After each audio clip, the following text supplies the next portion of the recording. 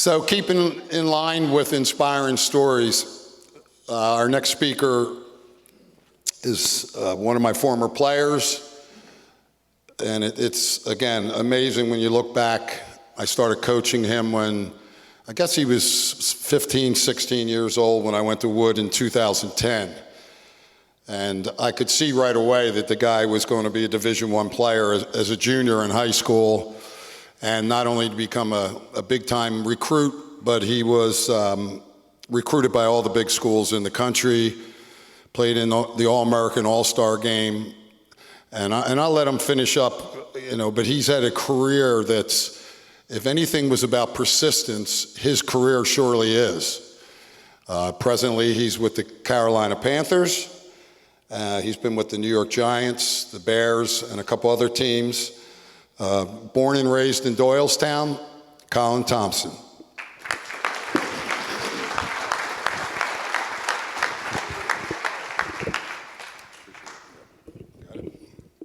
Currently a free agent, just to clear the air, unemployed. Howie Roseman will be on later. Maybe somebody can convince him to sign me. First off, great to see everybody. I'll be honest, I played in front of 100,000. I've had some really mean people try to take my head off across from me, but I'm pretty nervous for this, just to back, because we have 500 people, hopefully, 250 people here, and this place is so near and dear to my heart to see my family and friends. It's a little bit emotional, I'll be honest with you. So, like Mike said, and first I'll say this to all the parents out there and the mentors in this community. A lot of you can look back and you'll say the 10, 15, 20 people that had amazing impact on your life. About 5 of them are in the room right now for me. So you never know who they are for the parents and mentors, so keep on keeping on. And we appreciate what you do for the people in this community. So grew up in Doylestown. My parents are business owners in this area, and our kitchen tables were a little unique, to say the least. They were about retail and real estate and goal setting and visualization and passion. And my parents would always say, what are your passions? What are your passions? And my passion was always people, communicating, and football, sports. So one day my mom says, you need a vision board. You keep talking, you want to play in the NFL, you want to do all these things in football, you need a vision board. Well, how do I do that? Figure it out. Get a tack board. So my dad puts a tack board up in my room. I go to my computer, I Google image tight ends in the NFL. One of the first tight ends that popped up, who I always was a fan of, was Jeremy Shockey. There was plenty on the board: Antonio Gates, Tony Gonzalez, Jason Witten, but Jeremy Shockey. For some reason, he was in the middle. It was the biggest picture. I'll never forget it, and it will be relevant to the story down the line. So I have the vision board in my room, and like I said, it'll be relevant down the line here. So I make the tough decision to go to Archbishop Wood. It was the best decision I ever made, from being a Doylestown kid, not to play CBE, CB West rivalry game I grew up going to. So fast forward, it's my senior year. We win a state title. We're on one of the best teams in the history of the state of Pennsylvania. And it was the best time of my life. I had the opportunity to go play at the University of Florida on a full scholarship. I was a first-team All-American. The times were high. It was just unbelievable. It really was. And about 100 yards from here, in the left corner of this end zone, like I always would be, by myself. I actually was with some buddies that day.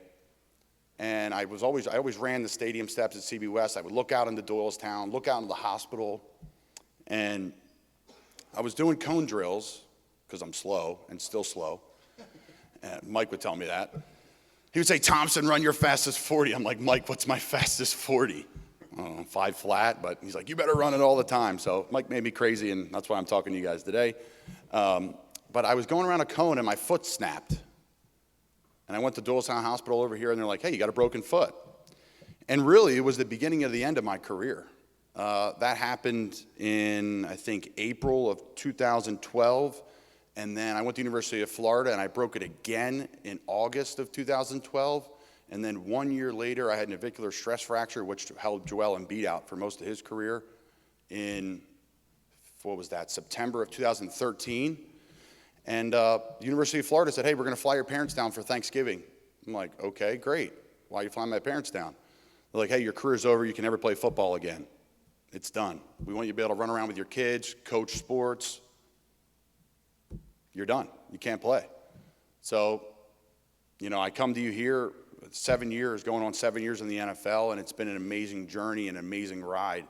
And there's a lot of people I could thank for it. I'm not doing that today, but really what I'm coming to you today about, guys, is, and we go back to that vision board again, just a couple stories.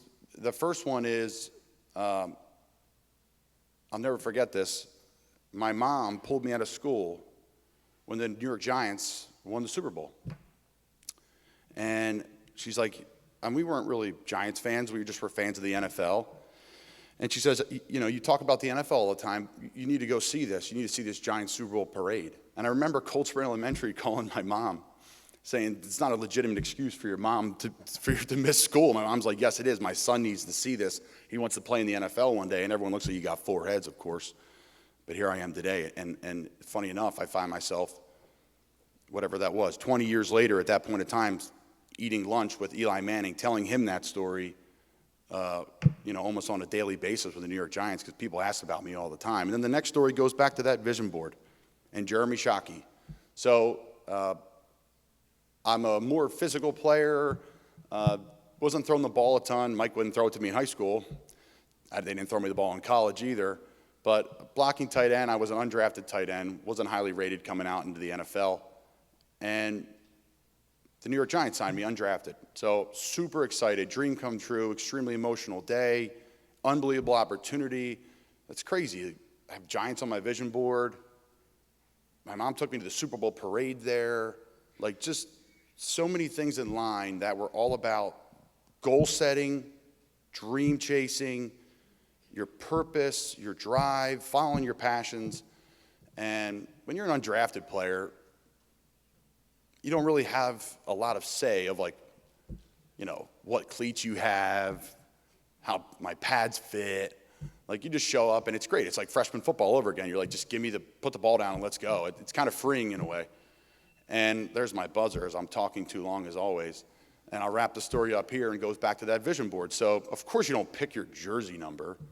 And Jeremy Shockey wore number 80. And they had Evan Ingram, who was a first-round pick, the same year I went to the Giants. He walked in, he picked his jersey number. He sat right next to Odell Beckham Jr. I was like stuffed in a locker in the back corner. And I turned the corner, and number 80, New York Giants, Thompson on the back was on there. And Jeremy Shockey poster was on my wall, number 80 with the New York Giants growing up. So, hey, it may be a mistake, it may be what it is, but the bottom line is realize your dreams and goals, align them with your purpose, your passion, and just relentlessly get after it and find a way, because it worked out for me and it will work out for you too. So I appreciate you guys. Thanks for your time.